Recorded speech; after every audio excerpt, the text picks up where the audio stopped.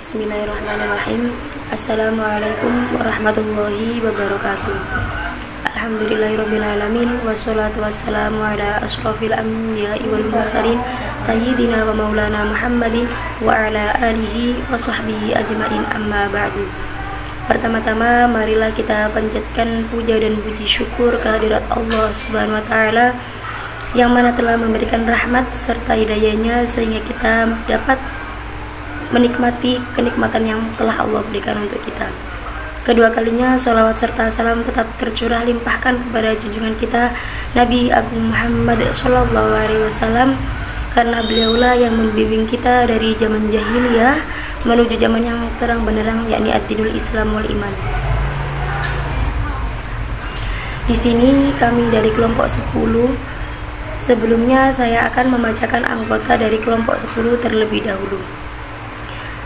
Yang pertama yakni ada Mas Muhammad Ashrofi Ammar dengan nomor NIM 126311201007, dan yang kedua yakni saya sendiri Siti Nur Afidah dengan nomor NIM 126311202030 dari kelas manajemen dakwah 3A, mata kuliah metodologi penelitian, dosen pengampu Ibu Zulfa Ismawati.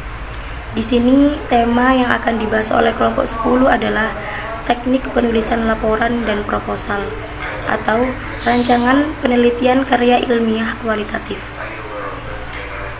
Di sini juga saya akan menjelaskan tentang subbab pembahasan dari kelompok 10.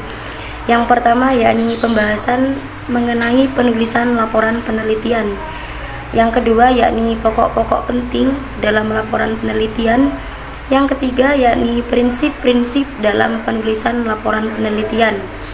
Yang keempat yakni aspek penting lain dalam penulisan laporan penelitian. Yang kelima yakni kelemahan dalam membuat laporan penelitian. Dan keenam yakni memulai menulis laporan penelitian.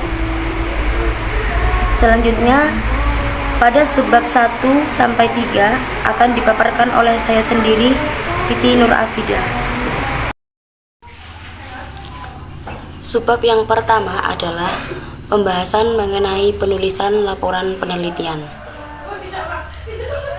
Mengenai penulisan laporan penelitian, pembahasan dalam suatu laporan penelitian ini menyangkut beberapa hal penting, seperti hasil temuan penting dalam penelitian itu perlu direview untuk memperoleh penjelasan yang empiris dan juga metodologis.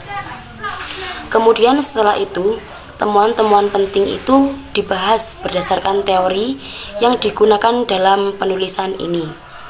Sehingga pembahasannya nanti apakah teori ini dapat diterima atau bahkan dapat ditarik atau sebaliknya ditolak.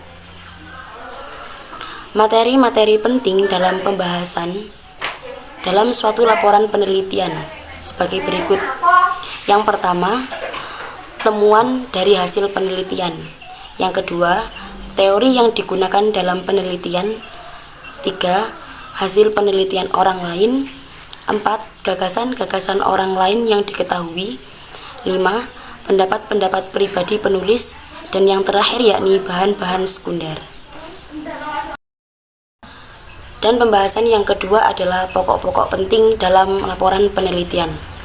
Laporan penelitian kualitatif adalah suatu proses dari suatu penelitian atau tahapan penelitian tertentu yang merupakan draft sementara ataupun draft terakhir dari hasil penelitian yang disusun secara sistematis, objektif, ilmiah, dan dilaksanakan tepat pada waktunya. Laporan penelitian ini menjadi semakin penting karena sebuah laporan penelitian itu akan menjadi karya yang ditinggalkan oleh seorang peneliti sebagai tanda mata dari kegiatan penelitiannya yang telah dilaksanakannya. Seringkali penelitian itu melupakan beberapa penting tahapan terakhir karena bisa jadi disengaja ataupun tidak dalam memahami konsep dan makna dari laporan itu sendiri. Laporan penelitian itu hendaknya ditulis dengan gaya bahasa terhormat komunikatif kepada siapa laporan penelitian itu ditujukan. Bila Humphrey Hockett itu menyarankan kepada sejarawannya bahwa sejarawan tidak akan dikutuk jika gaya penulisannya itu tandus, biasa-biasa, dan tidak menarik. Maka dari itu, laporan penelitian itu harus tidak seperti saran itu. Jadi, lebih baik gaya bahasa laporan penelitian itu tidak tandus, tidak menarik, tidak monoton, dan harus berdasarkan fakta yang nyata. Oleh karena itu pula, laporan penelitian harus sedikit mungkin bebas dari interpretasi peneliti. Tetapi, peneliti juga perlu melakukan revisi-revisi terhadap laporannya sepanjang yang tidak menjadi niat pertama untuk menyembunyikan suatu kebenaran. Dan yang ketiga adalah prinsip-prinsip dalam laporan penelitian. Beberapa prinsip penting yang perlu dipertimbangkan di dalam menulis laporan penelitian.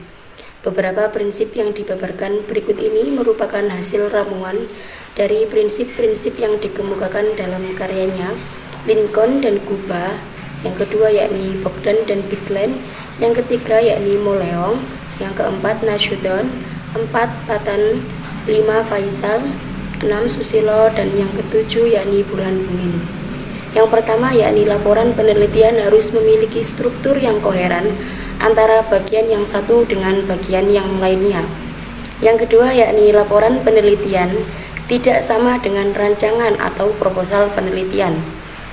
Yang ketiga, bahasa dalam laporan penelitian adalah bahasa resmi atau bahasa baku sesuai standar bahasa yang baik dan juga benar. Yang keempat, laporan penelitian harus ditulis dengan penuh kejujuran apa adanya dan tidak diperkenankan melakukan manipulasi-manipulasi.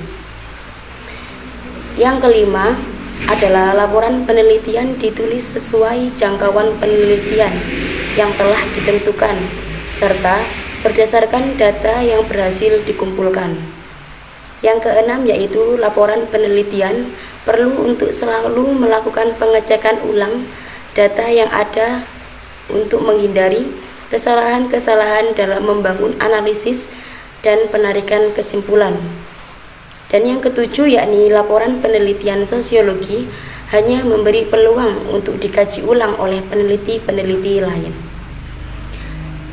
Dan unsur-unsur yang ada di dalam laporan penelitian kualitatif yaitu judul, abstrak, pendahuluan, perspektif teoritis dan kajian pustaka, metode yang digunakan, setting penelitian, temuan-temuan penelitian, analisis temuan-temuan penelitian, kesimpulan dan implikasinya, dan daftar kepustakaan.